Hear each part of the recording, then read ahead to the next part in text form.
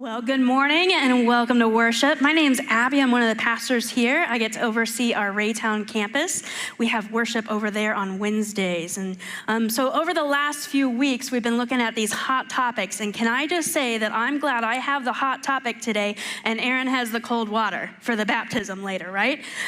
So we've been looking at these ideas that in our culture and in our church that we have to wrestle with as thinking people in the 21st century. And to think, how are we living out being faithful followers of Jesus in this time and place? And so our goal has been unity, not uniformity, meaning that you don't have to check your brain in at the door, but God has created us to be thinking people and using our thinking brains with our lived reality. And so we can think differently about things, but be unified in our mission of connecting people to Jesus Christ by building our movement where everybody is included, accepted, and loved. So if you've missed any of the prior topics, be sure to check that out on YouTube. But today we're going to explore climate change. And like all the prior topics, there's a lot we could cover with this today. But we're just going to jump into it and then be a place of discussion and wrestling with beyond today. So climate change, like many issues, has become framed in this idea of a partisan issue rather than a moral or even a spiritual issue. And so climate change divides people because there's uncertainty about human responsibility in it. So we have to ask these three questions. Did we cause this? Do we need to fix it? And can we actually fix it? The uncertainty and the answers to those questions leads us to maybe be inactive or not understanding if our actions actually make a difference in climate change at all. And so we're going to start today with the not so good news and end on the good news of this idea. So like me, I believe there's probably a lot of us in here that haven't been in a science classroom for a while and opened up a science textbook. So I think it would be great to start on a similar page to jump off this idea. So what is climate change? Climate change is the long-term shifts in Earth's average weather patterns, including increasing temperature, shifting seasons, and more frequent extreme weather events. So while climate has always naturally changed, today's changes are occurring at an unprecedented pace due to human activity, especially the burning of fossil fuels like coal and oil and gas, which releases greenhouse gases into the atmosphere. And those fossil fuels aren't just burned for energy. They are building blocks of much of our material culture and our everyday lived lives. So this is why that transition away from them is so hard, because it changes everything that we do, from manufacturing to supply chains and to our daily lives. And so these things, the gases that are released by burning these fossil fuels then create a trapped heat in the atmosphere that warms up our planet, and that is called global warming. So global warming is the steady rise in Earth's average surface temperature. So global warming disrupts ecosystems, it melts glaciers, it changes the food chains and rises sea levels and intensifies extreme weather events like droughts, hurricanes, heat waves, and floods. And again, all of these things have already been happening, but they're coming at a more frequent rate and intensity than before. So people's lives and livelihoods are being impacted by this already. And so yes, we've had these, but there's difference now. So together, global warming and climate change describe this interconnected crisis that we are experiencing. And scientists are urgently sharing that to limit our emissions is important to change the rate at which we are going. And so they are saying that emissions need to be cut nearly in half by 2030, which is just 5 years from now, and reduced to a net zero by 2050. So every fraction of a degree warmer is important because of the sustainability of our planet. So climate change is not just happening to us, it's happening because of us. And throughout history, many human activities have led to the destruction of creation. That looks like our unsustainable lifestyles, our excess composition, and our lasting pollution, and our throwaway culture. It's bigger than our individual responsibility, but it's our collective ways we live. It's our business models and economics that prioritize profit over sustainability. Because we as a human race are addicted to energy, of making money and to convenience. And then we have that convenience idea that is lived out through our use of single-use plastics, one of the biggest contributions to climate change, because they are made from burning fossil fuels. And so together, all of those are that major source of emissions in the world. And so they are non-biodegradable and live in our climate ongoing. And so we often reach out for a plastic water bottle or even some utensils for takeout for convenience, but they will last in our creation for centuries to come. And so then scientists are finding in human bodies and even animal bodies these microplastics that are leading to lung infections and respiratory illnesses. And we have difficulties with our guts and reproductive systems as a result, and even diagnoses from cancer because of these microplastics. So I don't know about you, but it's been a while since I've thought about everything in my life being impacted by something I do. And when I think back even 5 years ago, I think about the COVID-19 pandemic that changed everything that we did. And so it's these years that help us see how human behavior impacts creation. So these years are now revealing a causation between human activity and climate change in ways that we couldn't see in a scale before. And so in 2020, the global greenhouse gas emissions saw a record decrease of approximately 5.8% from 2019. And the United States, emissions fell about 11%, the largest single-year drop in 40 years, with overall net emissions decreasing by 21% from the 2005 levels to the end of 2020. And scientists are saying that all of that was because of our lack of movement and our economic activity during those years, that we weren't flying places, we weren't grocery shopping in the same ways, we weren't going to school and work in the same ways. And so they look at North America, Europe, and Asia, places that really put in lockdown measures to make sure that we were caring for our neighbors. And they are seeing in these countries that it had a lower annual carbon emissions than those countries like Western South America, Africa, and Australia that did not impose such restrictions. Those places actually had a higher carbon emission rate than all the others. So I found this neat comparison of even the air quality during that time, of before and after these imposed COVID times, that in places like Beijing, New Delhi, Paris, and New York, the air quality was so much better. The majority of these lowered emissions are because of us, scientists say. They're calling this time an anthropause, the pandemic slowdown of human movement. So the struggle with this is it us as individuals, or is it even bigger than us? Well, when we look at this on an individual rate, corporations' emissions are way more than even ours as an individual.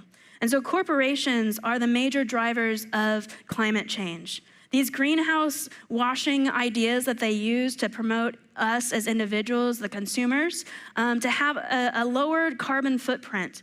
It's shifting the blame onto us and our individual practices, saying, if you would only recycle more, if you would drive less, if you would do all of these practices in your own life, the problem wouldn't exist, rather than looking at their own sustainability practices of their production that is often driven by profit. So the real progress then becomes systemic change of how do we have policies to regulate government oversight of clean energy and not just have this individual guilt on the consumers. This is where that stalemate happens between us and the larger society that we live in. And resistance comes from this place of apathy, of distance, of I can't do anything because it's really their problem. Or apathy comes also from this economic fear of we already have these ways of living, and so how am I also supposed to translate my life into more of a sustainable lifestyle? And then it becomes a personal distance. This isn't something I'm gonna have to deal with. It's gonna be generations after me that have to deal with this. So we justify inaction. And then as people of faith, we have resistance of like a theological idea too. We look at how God created the world and say, this is just the natural order of things, that creation is meant to go through this life cycle. This is just how the earth works. But then there's also this idea of God's gonna take care of it. God's got it. This is just end times way of thinking about the earth. And so these views also dismiss our action in all of this.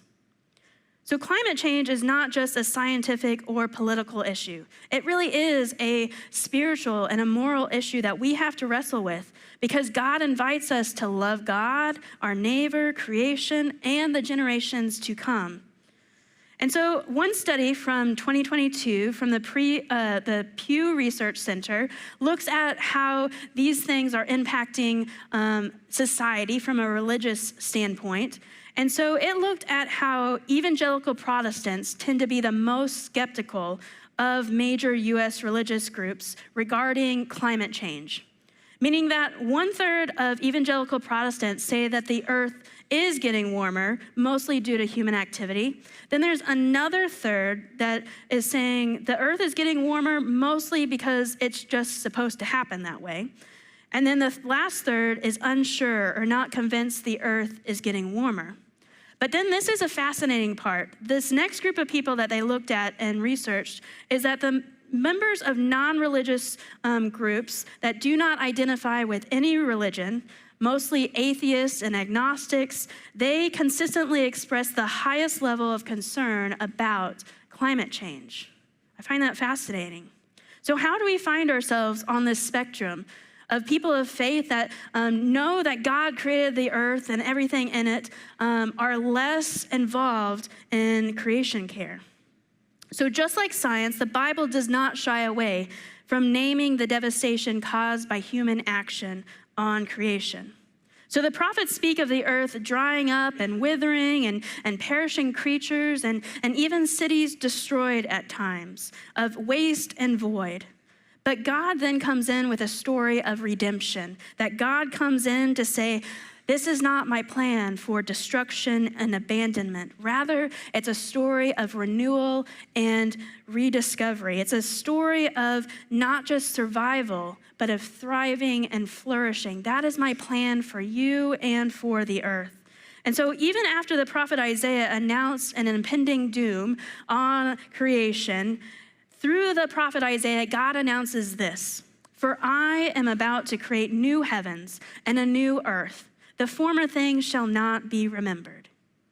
So we have this idea of faith and science and how they can come together to help us understand our natural world order. And so when we as people of faith try to understand this, we have to look at the book of Genesis, which is the first book of the Bible. And we have to remember the important idea of Genesis is it's not a scientific textbook. Yet, Genesis does share narrative truths about how a loving God intricately designed this world around us that spoke into existence the universe and everything in it, and then put it in a natural order of things. So hear this from Genesis. "In the beginning, when God created the heavens and the earth was a formless void, and darkness covered the face of the deep, while a wind from God swept over the face of the waters. Then God said, 'Let there be light,' and there was light." So God continues then to create night, the stars, waters, land, vegetation, the birds of the sky, and the fish in the seas and streams, and as well as living creatures on all of the world. And so God blessed them and gave them a purpose to be fruitful and multiply. And then God goes in to create humans. Then God said, "Let us make humankind in our image, according to our likeness, and let them have dominion over the fish of the sea, and over the birds of the air, and over the cattle, and over all the wild animals of the earth, and over every creeping thing that creeps upon the earth." So after this, and like everything previously created, God then blesses humans and gives them a purpose. God blessed them, and God said to them, "Be fruitful and multiply, and fill the earth and subdue it, and have dominion over the fish of the sea, and over the birds of the air, and over every living thing that moves upon the earth." So in those couple of verses there, the things that should perk up our ears are the words, fill the earth and subdue it and have dominion over. Those words and those phrases are linchpins of why we either care or don't care about creation. The Hebrew word for subdue literally means to take control of something. To rule over and have dominion is literally to take on that authority that is given to you and to live out that authority. And so here, the important part about this is being an image bearer of God is not so much about how we look physically. It's more of how we reflect God through our actions in the world. And so we reflect God by exercising dominion in the image of God, which means that we rule how God rules. So how does God rule in the world? How does God move in the world? God rules with justice and love. God rules so that creation will flourish and not be destroyed.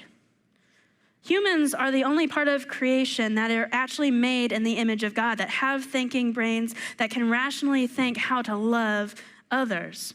And so the problem with this is that sometimes we think that is a privilege, that we have privilege over rather than a responsibility for our other humans, our animals and creation in the land.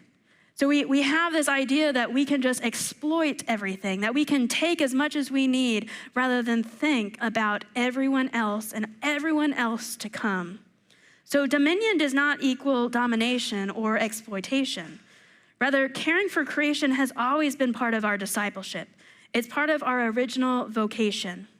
So even after this idea of subdue and dominion, it goes on to say that the Lord God took the man and put him in the Garden of Eden to cultivate it and keep it. So more words about working the ground and keeping it in order, a more loving and sustainable way of thinking about it.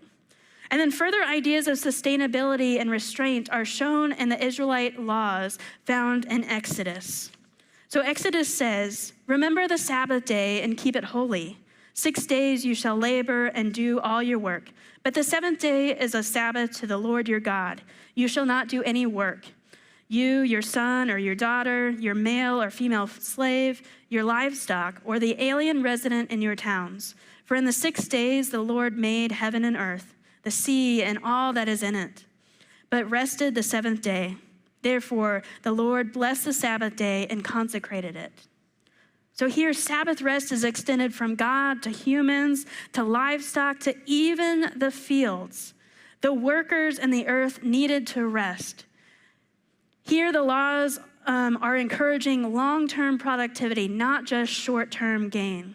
And then there's laws in the book of Leviticus that also talk about rotation of crops and gleaning laws, which talked about how farmers would leave edges of their fields for those on the margins so that they could eat. Those people that were displaced from their homes, that they too had food and would not go hungry.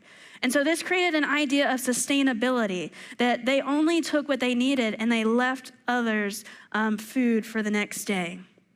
And then there's an idea of every seventh year that there would be no sowing or pruning or reaping, but the land itself would have rest, a sabbatical of sorts. And then every 50th year, the land was to be redistributed because God owned the land. Humans do not. So God has this plan for creation rooted in justice and love and flourishing. Yet we as humans often disrupt this and leaving creation divided and trying to use it and abuse it for our own gain.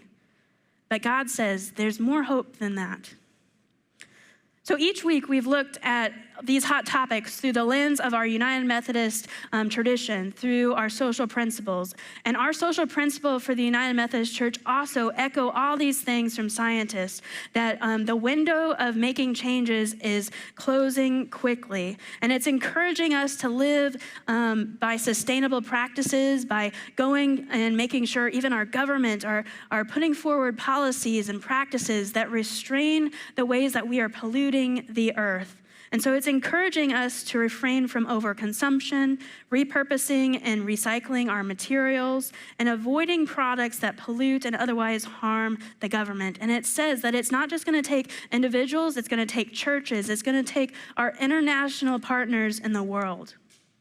So taking all of that into account this morning, what can we do? Because we are called to do something about this. Well, we began in 2023 with a creation care team that is led up by Marilyn McSpadden, and she said, hey, as a church, we value these things, so let's make sure we live it out. And so through that team, just last year, we increased our recycling efforts here. You've seen it around.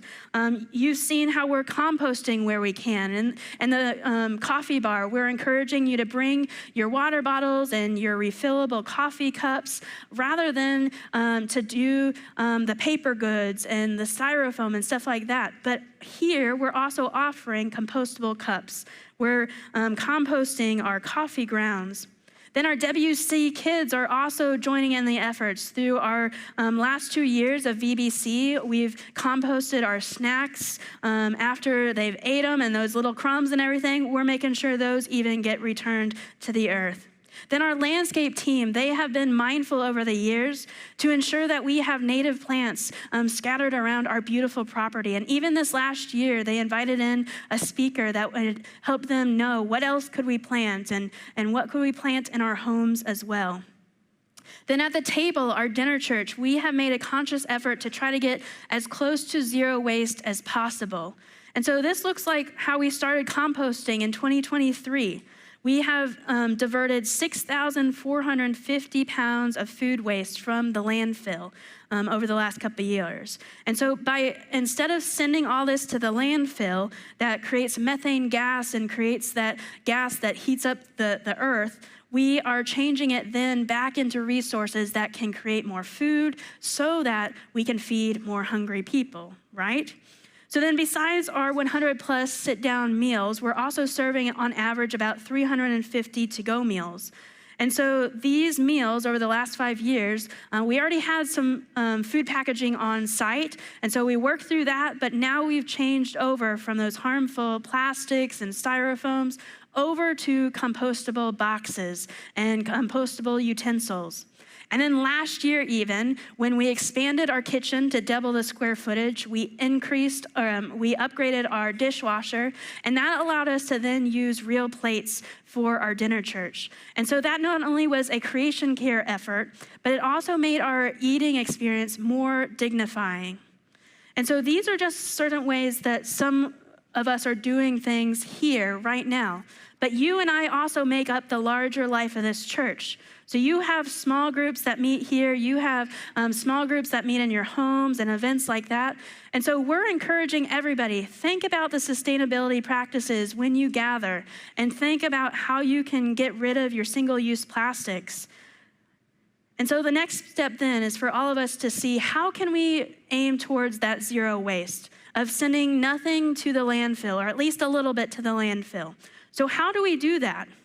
That looks like refusing what we don't need, reducing what we use, reusing what we have, repairing what we can, and at the last resort, recycling. So that's a lot, right? Again, a jumping off spot for us. But the good news of this today, remember I told you we're gonna end on some good news. The good news today is that creation is God's sacred gift to us. And we get to be co-creators and co-caretakers of this beautiful world. We get to protect it and we can nurture it so that we can also hand it off to the next generations. So Jesus taught us repentance of turning from our ways and reshaping how we live our lives. And so we are called to repair our broken relationships between humans and others, between the earth and God. And so our faith calls us beyond fear that we might have of this big crisis, beyond our political framing of this, and to look at it as a spiritual and moral issue that we, as people of faith, that say we're gonna bring heaven to earth right here, that we get to be a part of God's redemptive plan. And so that takes each of us being a caretaker of creation. And that's the good news today.